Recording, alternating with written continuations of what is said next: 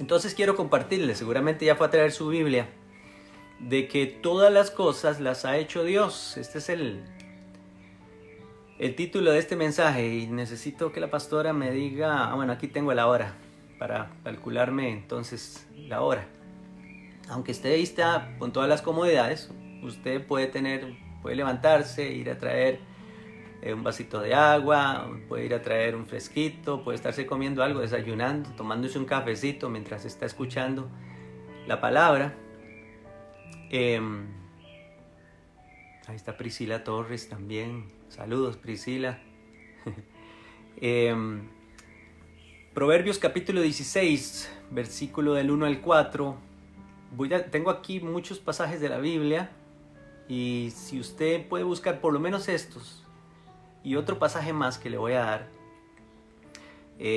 principalmente, búsquelo. Proverbios capítulo 16, versículo 1 al 4. Dice así: el hombre propone y Dios dispone. Así lo dice en la nueva versión internacional, y también lo dice la versión lenguaje actual. El hombre propone y Dios dispone. Y de eso es lo que vamos a estar también tratando aquí esta mañana, de bendición. Porque estamos viviendo esto en carne propia. Ninguno de nosotros nos imaginábamos que en cuestión de días, de semanas, de un par de semanas, 3 semanas, estuviéramos todos en esto. Y que tuviéramos que cerrar los locales donde nos congregamos, los templos donde nos congregamos. Y que todos también nos tuviéramos que quedar guardados en la casa por lo menos el mayor tiempo posible. Nadie se imaginaba esto. Ninguno se propuso eso. Estábamos construyendo también, nosotros aquí estamos construyendo la nueva casa para el Señor, y tuvimos que dejar stand-by el asunto de la construcción. Entonces eso dice ese proverbio. Yo no sé, usted lo ha oído, me imagino. Eso se oye como un dicho. El hombre pone y Dios dispone. Y es el versículo 2: a cada uno le parece correcto su proceder, pero el Señor juzga los motivos. También eso. El hombre puede decir que está haciendo algo, pero el Señor ve el corazón. El versículo 3 dice: pon en las manos del Señor todas las obras, todas tus obras, y tus proyectos se cumplirán. Eso es lo que tenemos que hacer nosotros. Y el versículo 4 es en el que está basado este mensaje. En Reina Valera del 95 lo dice así: todas las cosas las ha hecho Jehová para sus propios fines. Diga, todas las cosas. Ya los oí. Todas las cosas. Todas las cosas no excluye nada, mejor dicho. Todas las cosas es todo, absolutamente todo. No hay nada que no quede, no hay nada que se escape. ¿El coronavirus se escapa? No, ni el coronavirus se escapa. Todas las cosas las ha hecho Jehová para sus propios fines.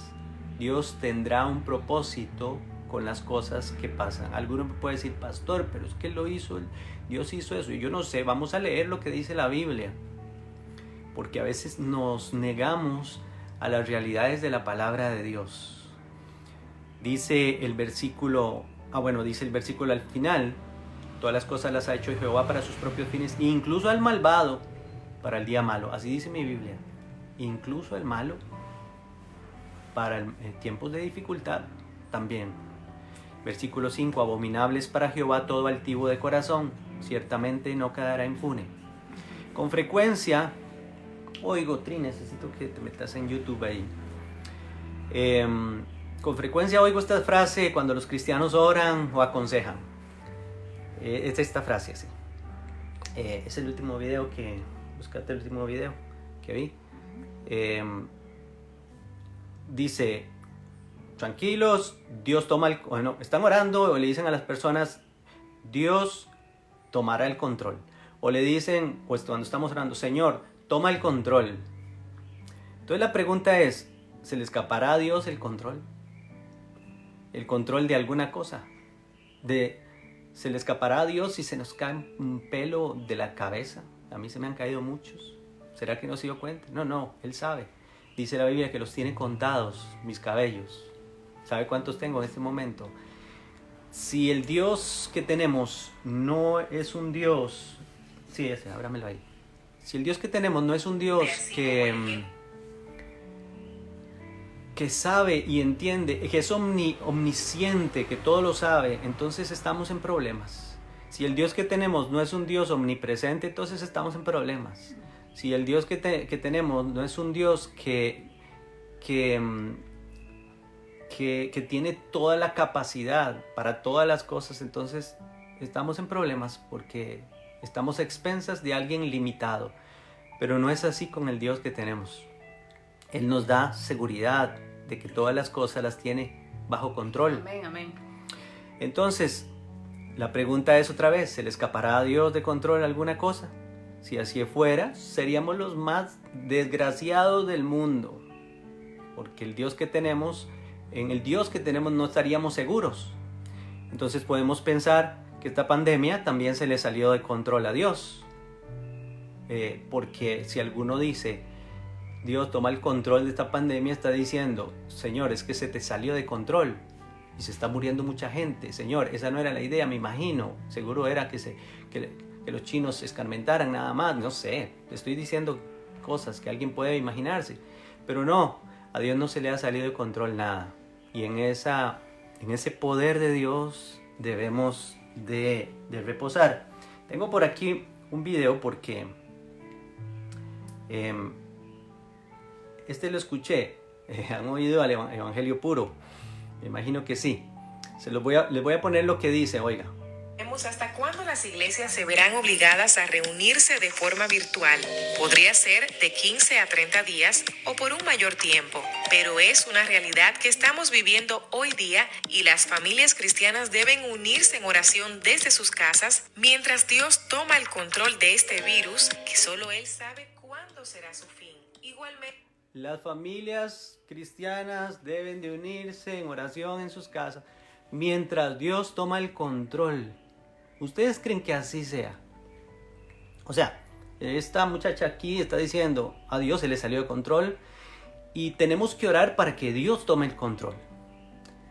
Si acaso en algún momento de nuestra vida tenemos que decirle, Dios toma el control, es quizás cuando nosotros hemos tomado el control o nosotros queremos tomarlo el control.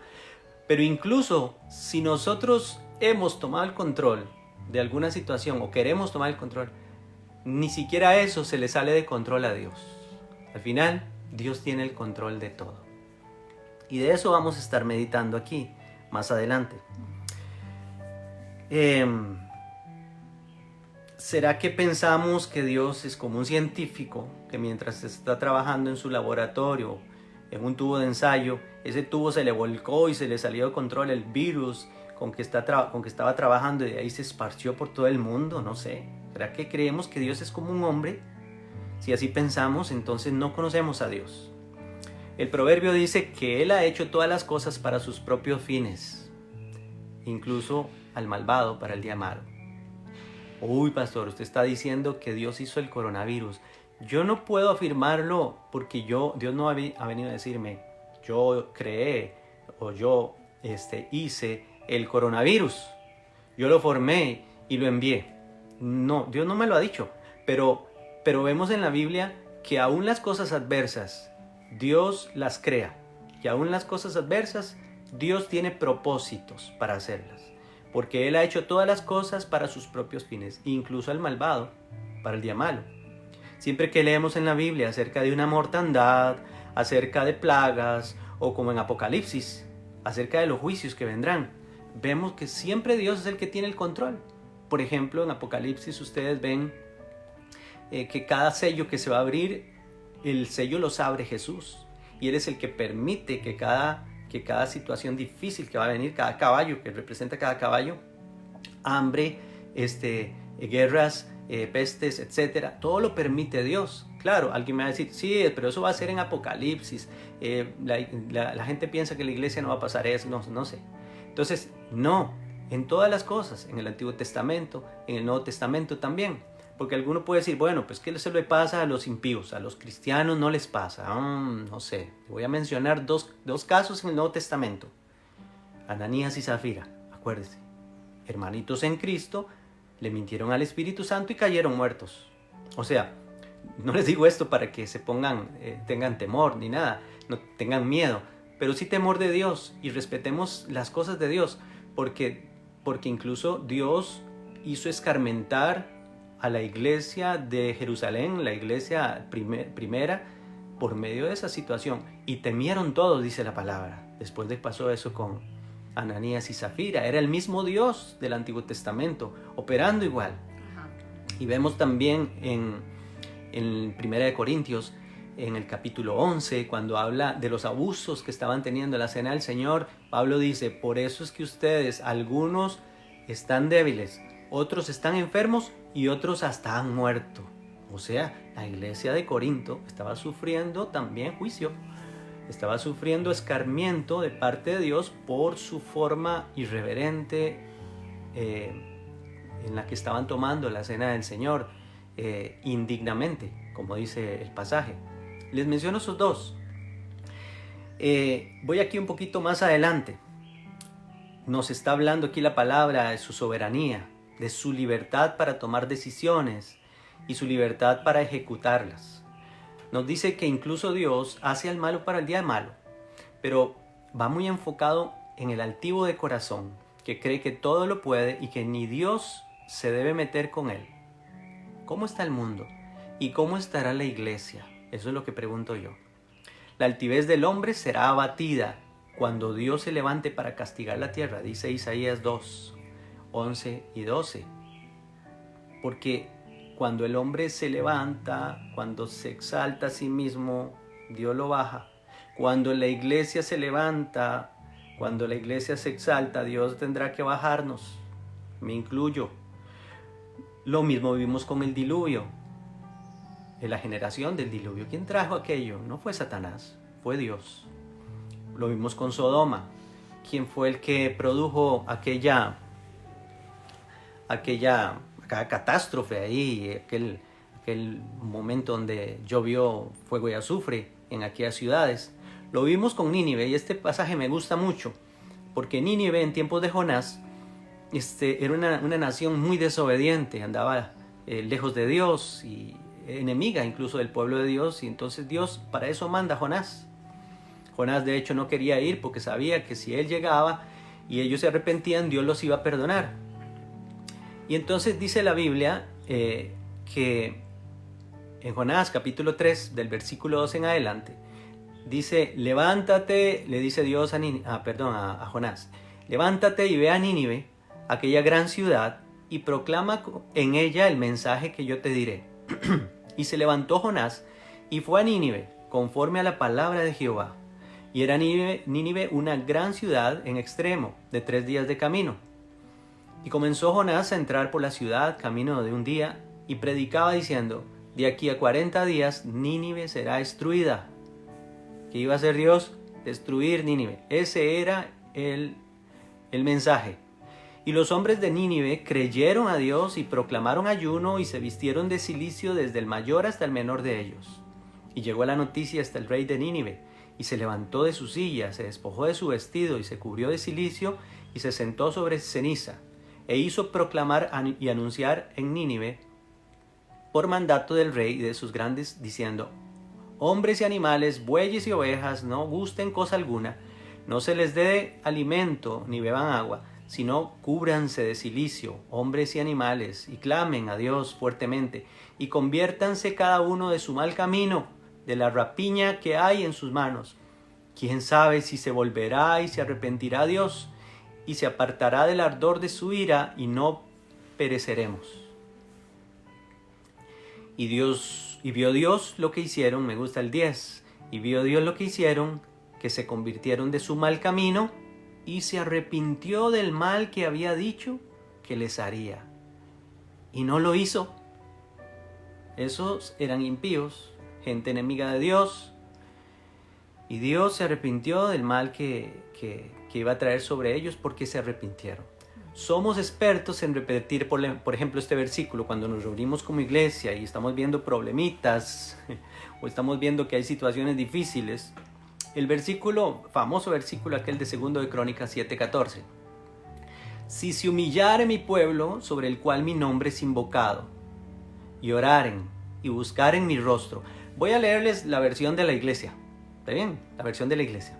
La versión de la iglesia es esta. Si se humillare mi pueblo sobre el cual mi nombre es invocado, y oraren y buscaren mi rostro, entonces yo iré desde los cielos y sanaré su tierra. Esa es la versión de nosotros, la que nos gusta, porque nosotros decimos, no, Jesús murió por nosotros, estamos bien con Dios, etc.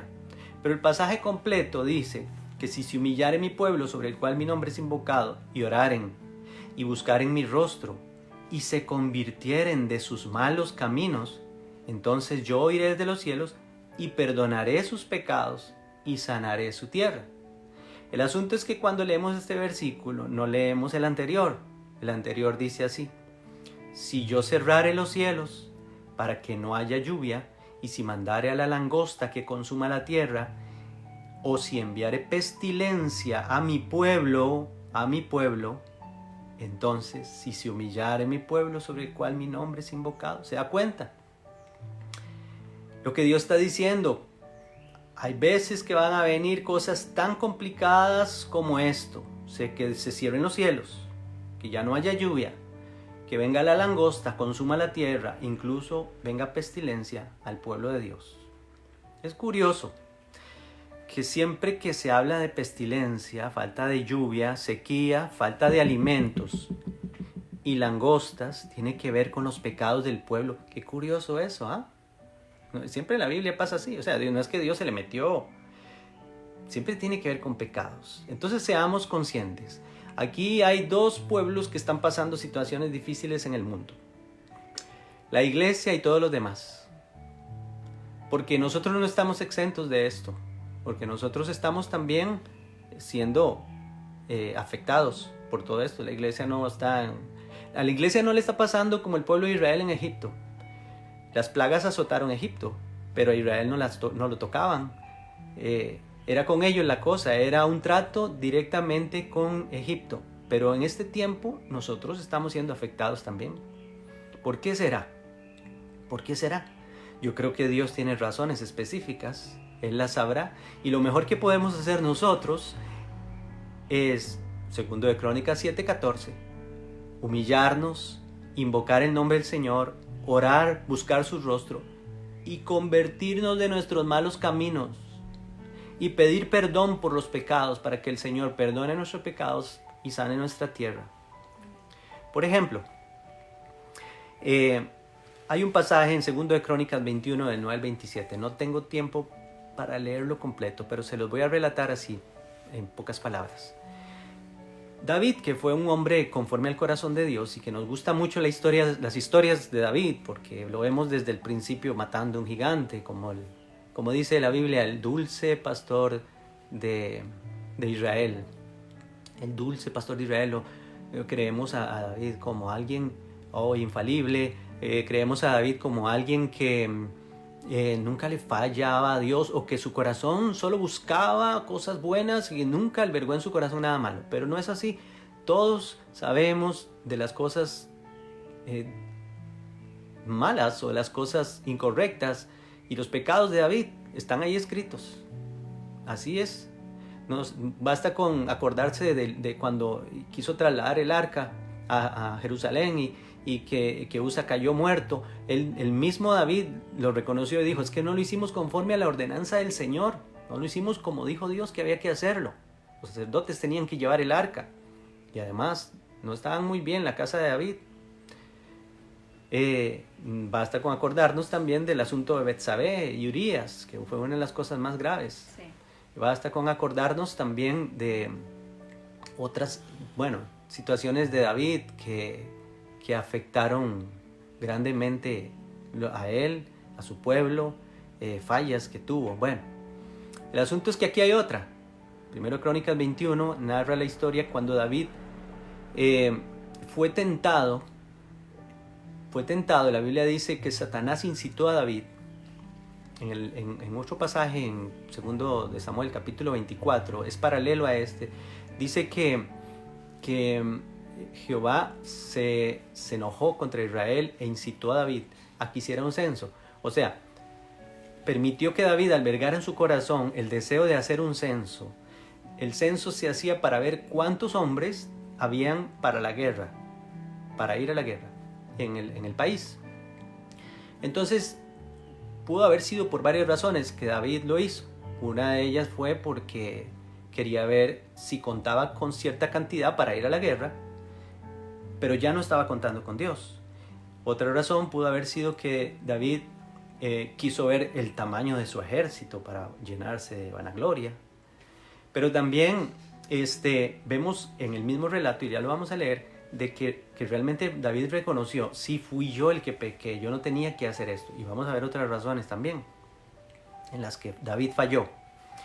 En el capítulo 21, versículo 9, primero de Crónicas, capítulo 21, versículo 9, dice: y habló Jehová a Gad, vidente de David, diciendo: ve y habla a David y dile: así ha dicho Jehová, 3 cosas te propongo, escoge de ellas una que yo haga contigo.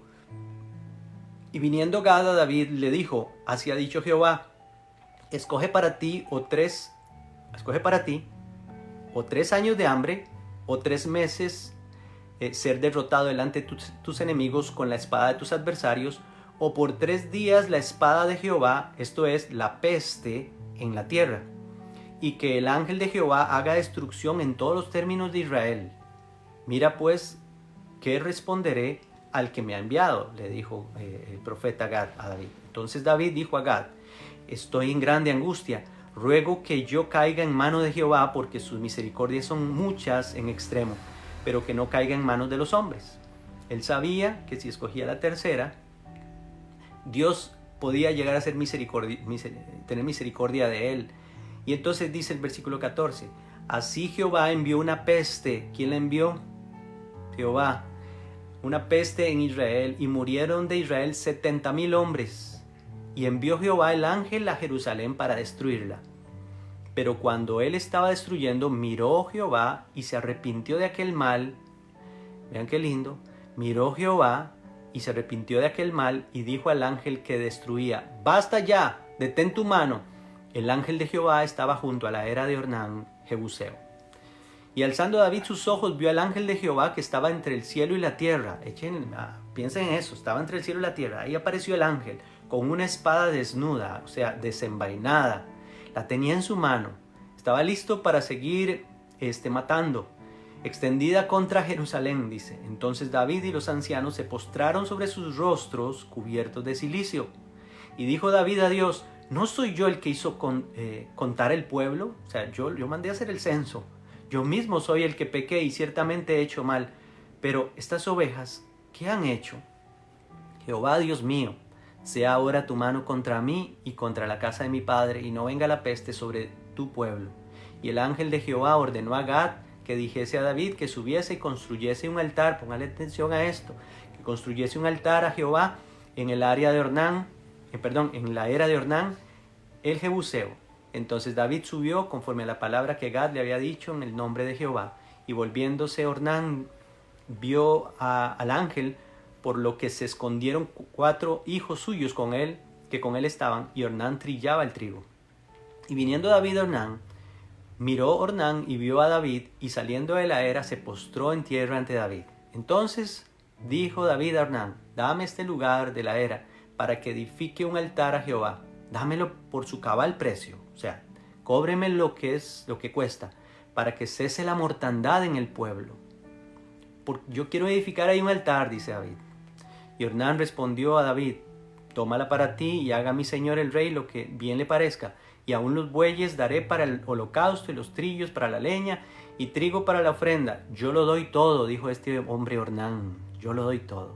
Entonces el rey David dijo a Ornán: no, sino que efectivamente la compraré por su justo precio, porque no tomaré para Jehová lo que es tuyo, ni sacrificaré holocausto que nada me cueste. O sea, David estaba diciendo: no, yo soy el que tengo que hacer el sacrificio, yo soy el que tengo que pagar, no usted, soy yo. Y dio David a Ornán por aquel lugar el peso de 600 siclos de oro.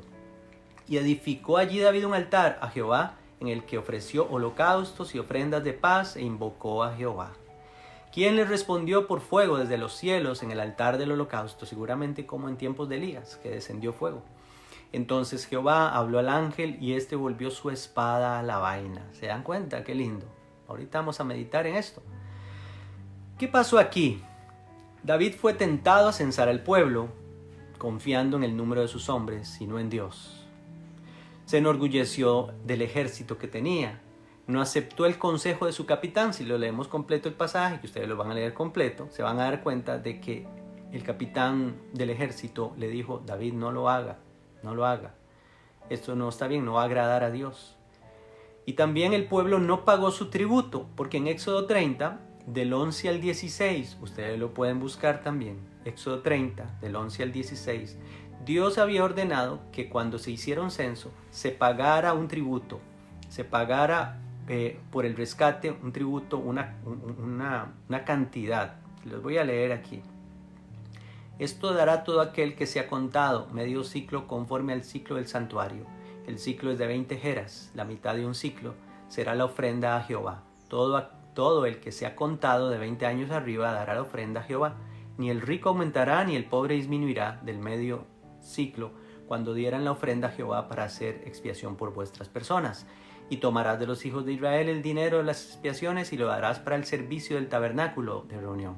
Y será por memorial a los hijos de Israel delante de Jehová para hacer expiación por vuestras personas. Entonces también en esto fallaron. Nadie pagó esto que hay que pagar. Con razón Dios se enojó con todo el pueblo también. Versículo 12 decía: cuando tomes el número de los hijos de Israel, conforme a la cuenta de ellos, cada uno dará a Jehová el rescate de su persona, cuando los cuentes, para que no haya en ellos mortandad, cuando los hayas contado. ¿Se da cuenta? Entonces, preguntas. ¿Con qué propósito produjo Dios estas adversidades ahí? Bueno, hay otro pasaje que les leí esta semana, o que estuvimos leyendo esta semana, y quiero leérselos otra vez. Amós 4, del versículo 6 al 13. Se los quiero leer para que se convenzan por la palabra. Dice, versículo 6, 4:6.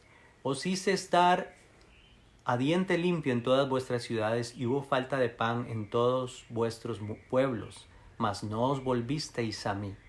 No os volvisteis a mí, dice Dios. Versículo 7. También os detuve la lluvia 3 meses antes de la siega, e hice llover sobre una ciudad, y sobre otra ciudad no hice llover. Sobre una parte llovió, y la otra, sobre la cual no llovió, se secó.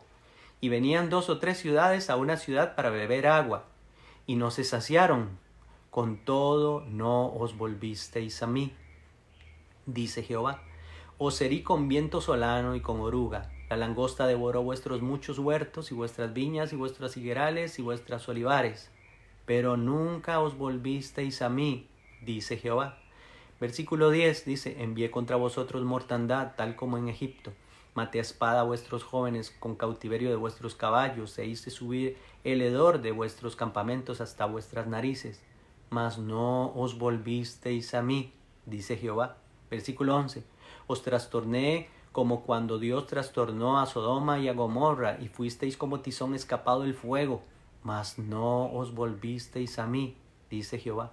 Por tanto, de esta manera te haré a ti, oh Israel.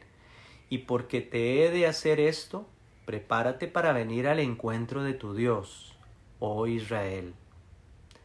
Amós 5:4 es el famoso versículo que en ese contexto dice: pero así dice Jehová a la casa de Israel: buscadme y viviréis. Buscadme y viviréis. Es que ese es el propósito. ¿Qué debe hacer la iglesia en este tiempo? Volverse a Él. Pero también me gustaría que leyéramos un último pasaje que está en Números, capítulo 16, versículo 41.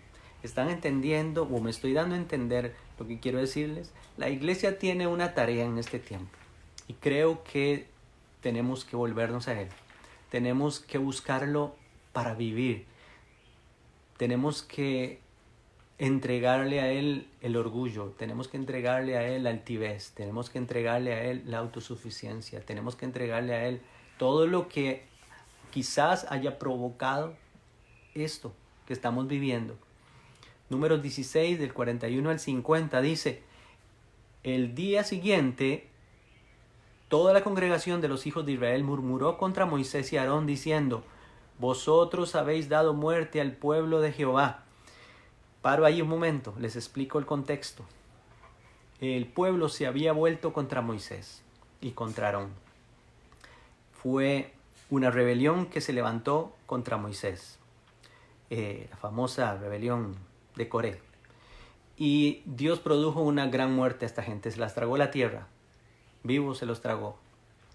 Y entonces dice que, versículo 42, y aconteció que cuando se juntó la congregación contra Moisés y Aarón, miraron hacia el tabernáculo de reunión, y he aquí la nube lo había cubierto, y apareció la gloria de Jehová. Y vinieron Moisés y Aarón delante del tabernáculo de reunión, y Jehová habló a Moisés diciendo, apartaos de en medio de esta congregación, y los consumiré en un momento. Y ellos se postraron sobre sus rostros. ¿Qué hicieron? Moisés y Aarón se postraron sobre sus rostros. Y dijo Moisés a Aarón, toma el incensario, y pon en él fuego del altar, y sobre él pon incienso, y ve pronto a la congregación, y haz expiación por ellos. O sea, vaya, métase ahí e interceda. Lleve a este incensario, que era un utensilio santo, y también con incienso y fuego del altar, que era fuego santo también, porque dice, el furor ha salido de la presencia de Jehová, la mortandad ha comenzado. Entonces tomó Aarón el incensario, como Moisés dijo, ¿y qué hizo? Corrió, dice en esta versión, y corrió en medio de la congregación, corrió, no se quedó, no dijo, no, mañana lo hago, no, hoy estoy viendo tele, no, hay un programa preferido que yo quiero ver, mañana oro, mañana intercedo. No, salió en carrera, dijo, no hay que perder tiempo, el mundo se está muriendo, muchos están perdiendo la vida, vamos, corramos. Corrió en medio de la congregación, he aquí que la mortandad había comenzado en el pueblo, y y él puso incienso, hizo expiación por el pueblo, y se puso entre los muertos y los vivos. Eso hace un intercesor, y cesó la mortandad. Y los que murieron en aquella mortandad fueron 14,700 sin los muertos por la rebelión de Coré. Después volvió Aarón a Moisés a la puerta del tabernáculo de reunión, cuando la mortandad había cesado. Entonces, voy terminando por aquí. Está claro que estas cosas suceden para que todos, estoy hablando del mundo entero, y también su pueblo, que es la iglesia, nos volvamos a Dios. Entonces, ¿qué aprendimos en medio de todo esto? Como iglesia, ¿qué aprendemos? Que nada se le ha salido de control al Señor. Nada. Amén. Que el hombre hace planes, pero Dios se los desbarata. Véanos aquí donde estamos. Que más bien pensábamos que en este tiempo casi, creo, o que dentro de un par de semanas ya estuviéramos nosotros en la otra casa, en la carpa. O sea, hasta esas cosas nos está desbaratando el Señor los planes. Sí. Nosotros hacemos planes, pero Dios tiene la última palabra. Aunque se lo hemos puesto delante del Señor. No estoy diciendo que no, hemos orado y todo lo hemos puesto delante del Señor. Todos hemos traído esta construcción delante del Señor, etc. Bueno, que aprendemos también que todo lo ha hecho Dios para sus propios propósitos, aún los coronavirus también. Que cuando cosas como esta suceden es que Dios nos está llamando a volvernos a Él. ¿Recuerdan? Y no os volvisteis a mí. Entonces, ¿qué tenemos que hacer? Sí, Señor, nos volveremos a ti, oh Dios. Que la iglesia está llamada a tomar un incensario como Aarón, levantar un altar para pedir perdón como David y a ponerse entre los vivos y los muertos. Amén, amén. Y hacer que el ángel guarde su espada y se acabe la mortandad. Amén, amén. Como pasó en tiempos de David. ¿Qué es el incensario? En la Biblia nos representa un incensario las oraciones de los santos. ¿Qué es un altar? Pues postrarnos delante de Él, dedicarle un tiempo a Él, adorarlo a Él, sacar un tiempo de oración delante de su presencia. Eso es levantar un altar. Levantemos un altar en nuestra casa. Ahora que estamos ahí, levantemos un altar con nuestros hijos, levantemos un altar, esposos, esposas, la familia entera que está viviendo, o los que están juntos, por lo menos los que están viviendo juntos. Hagámoslo. ¿Y qué tenemos que hacer? Y clamemos a Dios. Clamemos a Dios en este momento de gran dificultad, porque solo Él puede sacarnos de todo esto. Él es el que manda al ángel, yo no sé cuál ángel, para que guarde su espada, envaine su espada y ya no haya más mortandad en este mundo y que también nosotros no suframos con ellos.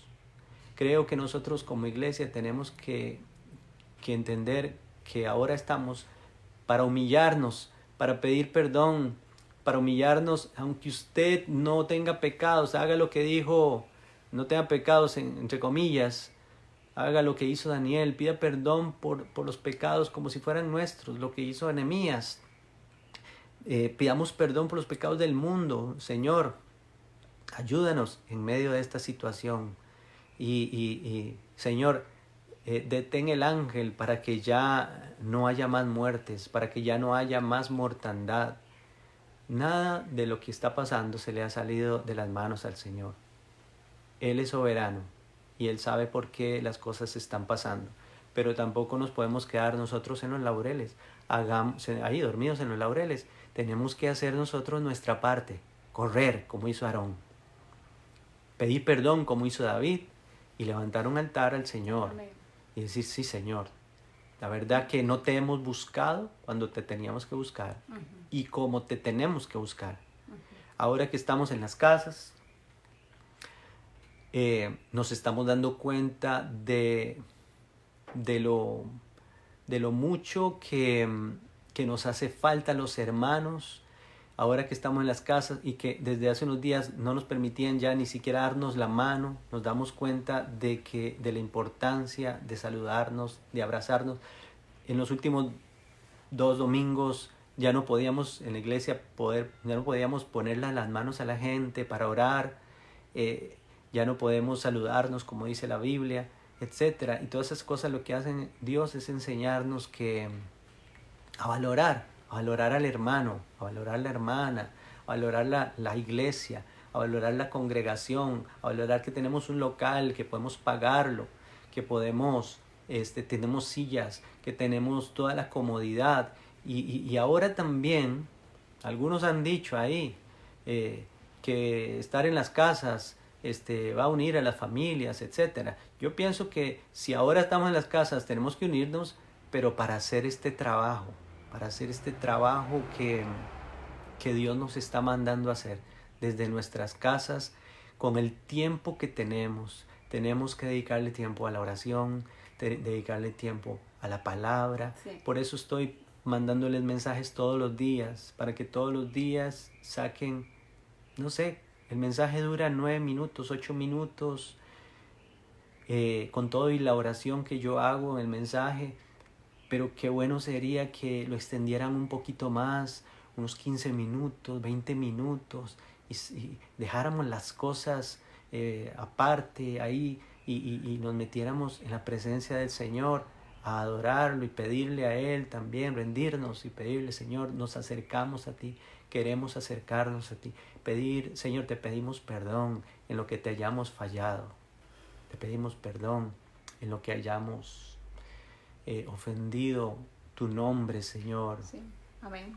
Eso es lo que hace el intercesor. El intercesor clama a Dios. Y como decía la palabra, entre muertos y vivos, clamar al Señor, eso es lo que hace el intercesor. Pero genuino, de verdad. Y como decía el pastor, es un tiempo para estar buscándolo a Él.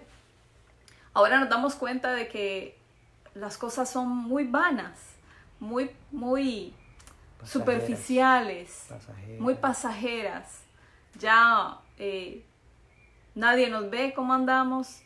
No importa si tenemos ropa nueva o no tenemos ropa nueva, no importa si nos arreglamos o no nos arreglamos, porque ya no podemos lucirle a nadie, ya no podemos comprarnos cosas. Entonces todo eso nos dice cuánto tiempo estamos poniendo nosotros en otras cosas que no son tan importantes. Y volvámonos al Señor, a interceder, a clamar, a pedir perdón, a arrepentirnos. Como decía el pastor, aunque no sea nuestro pecado directamente, pero es el pecado de la iglesia, es el pecado del mundo, Dios quiere que nosotros nos humillemos, pero que antes de que nos humillemos, que reconozcamos que Él es soberano, que Él es primero y que también pidamos perdón. Pidamos perdón al Señor por todo, absolutamente por todo. Y que también algo muy importante que nos ha dejado todo esto es que pongamos a Dios primero. Siempre Él está primero en todas nuestras cosas. Así es que primero el Señor en nuestra vida y luego todo lo demás. Que este sea un tiempo para reflexionar, para orar, para clamar, para interceder, para amarnos y, como también decía el pastor, para extrañarnos. Yo creo que cuando nos vamos a ver, vamos a disfrutar más el abrazo, vamos a disfrutar más el tomarnos de la mano y clamar y levantar el brazo de mi hermano, llevar la carga con él, orar con él, llorar con él. Creo que es eso también lo que Dios nos está enseñando, a valorar, a realmente ver que eso es tan importante y a extrañarlo. Entonces clamemos a Dios y digámosle: Señor, detén esto, intercedemos por este mundo, Señor, perdónanos de nuestros pecados, limpia nuestra tierra, Señor, ayúdanos, Padre, porque queremos estar juntos nuevamente. En el nombre del Señor, pidámosle perdón al Señor y sometámonos a Él,